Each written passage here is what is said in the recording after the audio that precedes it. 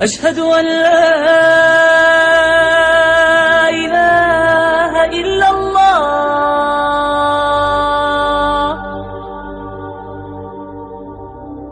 أشهد أن محمدا رسول الله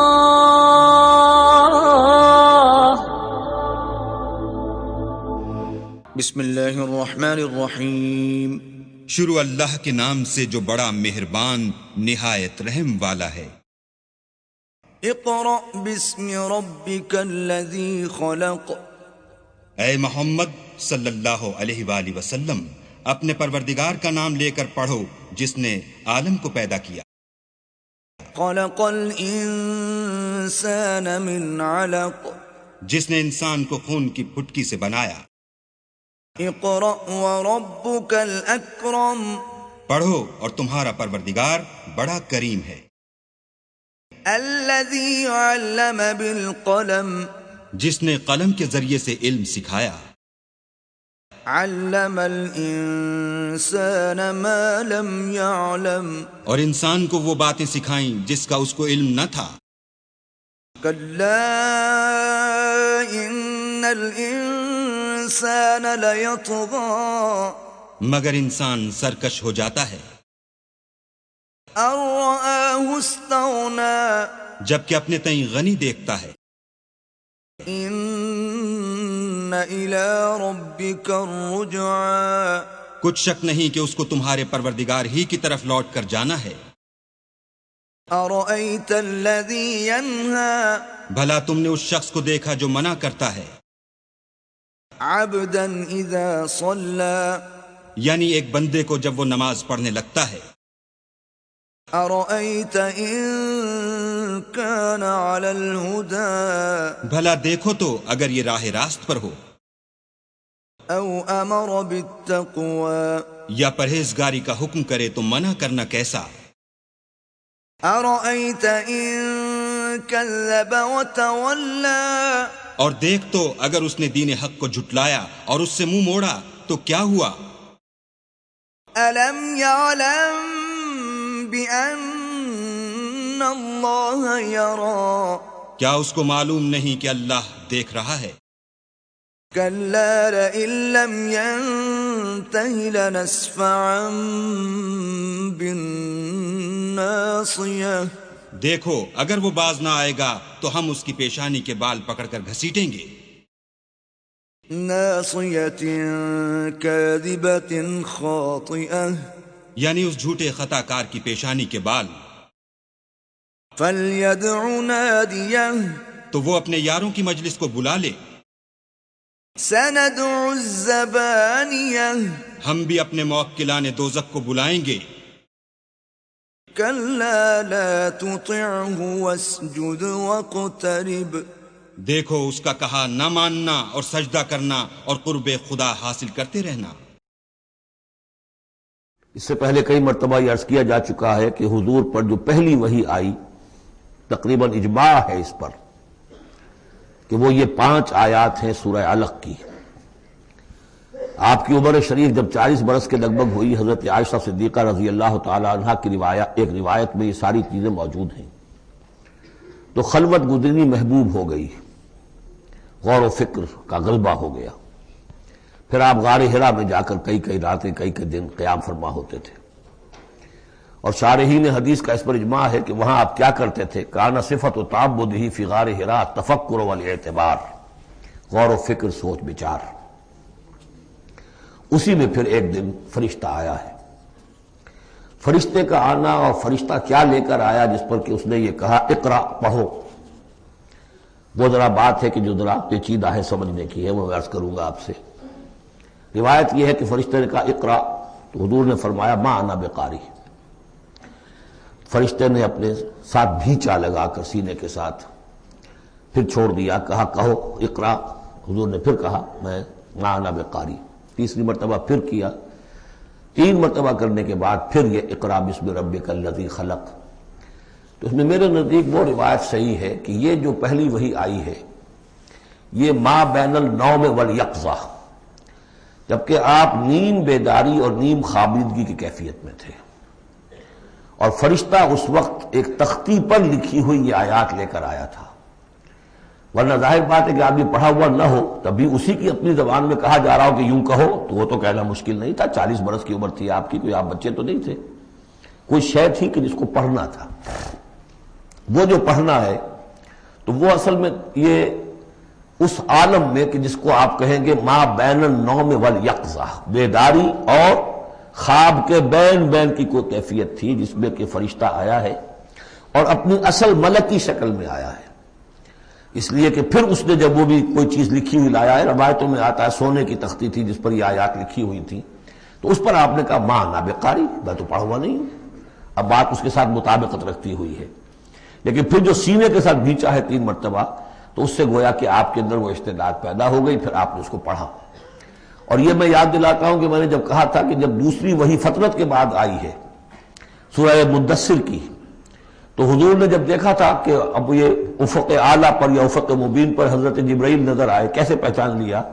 وہی فرشتہ جو غار حرا میں آیا تھا، تو وہاں بھی وہ اپنی اصل ملکی شکل میں تھے، لیکن وہاں جو رؤیت حضور کو حاصل ہوئی تھی وہ پوری بیداری کی حالت کی نہیں تھی، ما بین النوم والیقظہ، یعنی کچھ نیم خوابی اور نیم بیداری کی کیفیت تھی، لیکن دیکھ لیا تھا حضرت جبرائیل کو ان کی اصل ملکی شکل میں اس وقت۔ لہذا پھر جب وہ پہاڑ سے اترتے ہوئے یا محمد کی صدا آئی، اور پھر آپ نے 2 مرتبہ تو ادھر ادھر دیکھا، کوئی نظر نہیں آیا، تو آپ کو کچھ خوف سا بھی طاری ہوا۔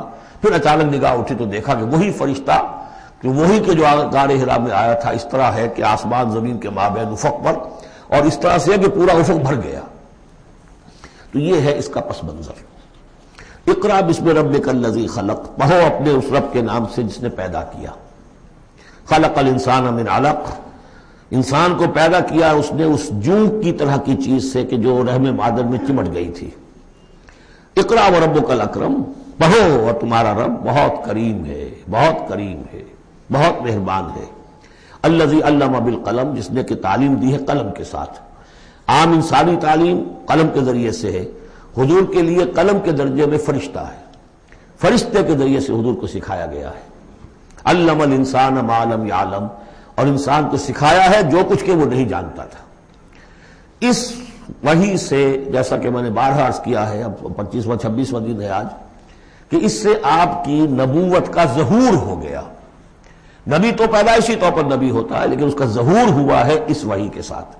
البتہ اس میں کوئی تبلیغ کا حکم نہیں ہے، وہ تو پھر جب وہ وحی آئی ہے، جب کہ فرشتے کو دیکھا ہے افق اعلیٰ پر، افق مبین پر، اس کے بعد جب گھر گئے ہیں اور پھر آپ کمبل اوڑھ کر لیٹ گئے ہیں، دہشت کی کیفیت طاری تھی، پھر وہ سورہ مدثر کی آیات نازل ہوئیں، یا ایھا المدثر قم فانذر وربک فکبر۔ وہاں سے پھر آپ کی رسالت کا آغاز ہوا کہ اے لحاف میں لپٹ کر لیٹنے والے، اب کھڑے ہو جاؤ، انذار کرو، خبردار کرو لوگوں کو، اور اپنے رب کی کبریائی کا اعلان کرو، اور اس کی کبریائی کے نفاذ کی جد و جہد کرو۔ یہ ہم پڑھ چکے ہیں کل سورہ مدثر میں۔ اس کے بعد میں نے عرض کیا تھا سورہ مدثر ہی میں 7 آیتوں میں حضور سے خطاب کے بعد پھر 3 آیتیں تھیں۔ فَإِذَا نُقِرَ فِي النَّاقُورِ فَذَلِكَ يَوْمَئِذٍ يَوْمٌ عَسِيرٌ عَلَى الْكَافِرِينَ غَيْرُ يَسِيرٌ۔ یہاں پھر دیکھیے، یہاں اب 3 آیتیں آ رہی ہیں، یہ آخرت کا فلسفہ بیان کر رہی ہیں۔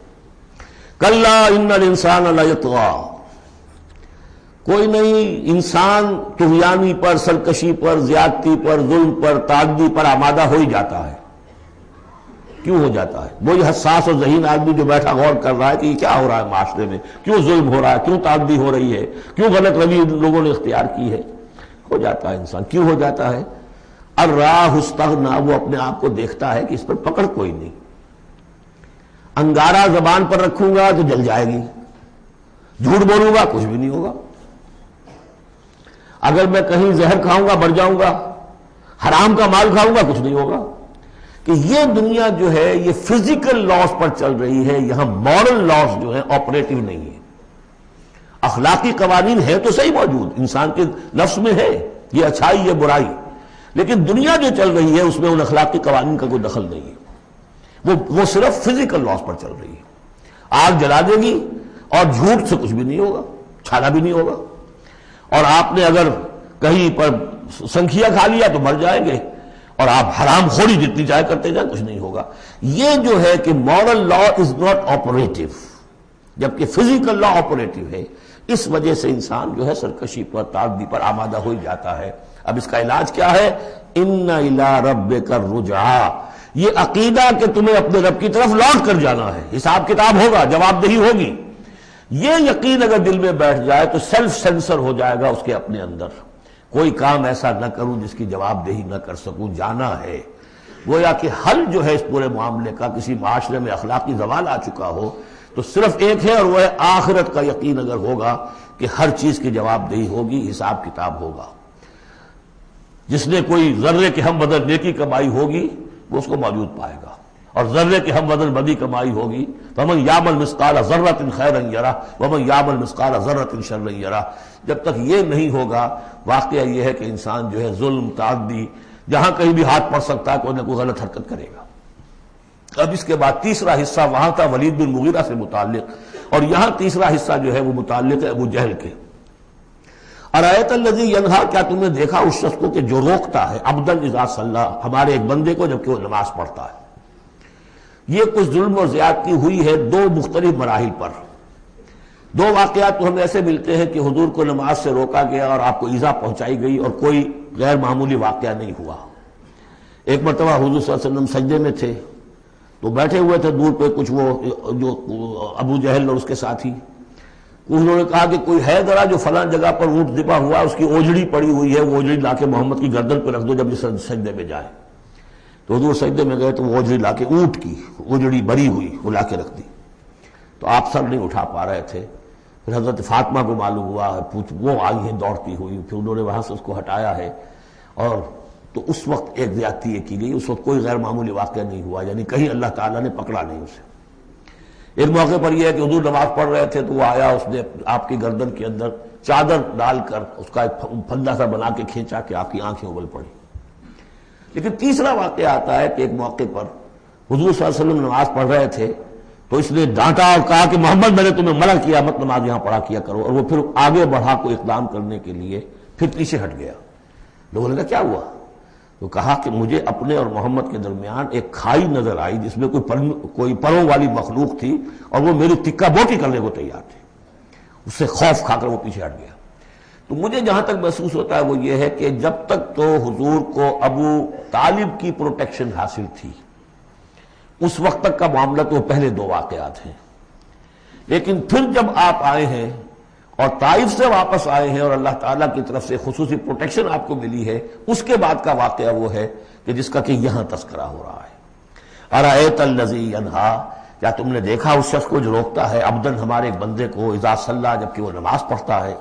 ارایت ان کان علی الہدی، کیا تم نے غور کیا اگر وہ شخص ہوتا ہدایت پر، یہی ابو جہل ہدایت کے راستے پر کاربند ہوتا، او ہمارا بالتقوی، یہ ہمت والا آدمی ہے، جرت والا آدمی ہے، بخیل نہیں تھا، اس نے یہی کہا تھا کہ بنی ہاشم نے اگر لوگوں کو، غریبوں کو کھانے کھلائے، ہم نے ان سے بڑھ کر کھلائے، ابھی تک تو ہم کندھے سے کندھا ملا کر آ رہے، وہ بخیل نہیں تھا۔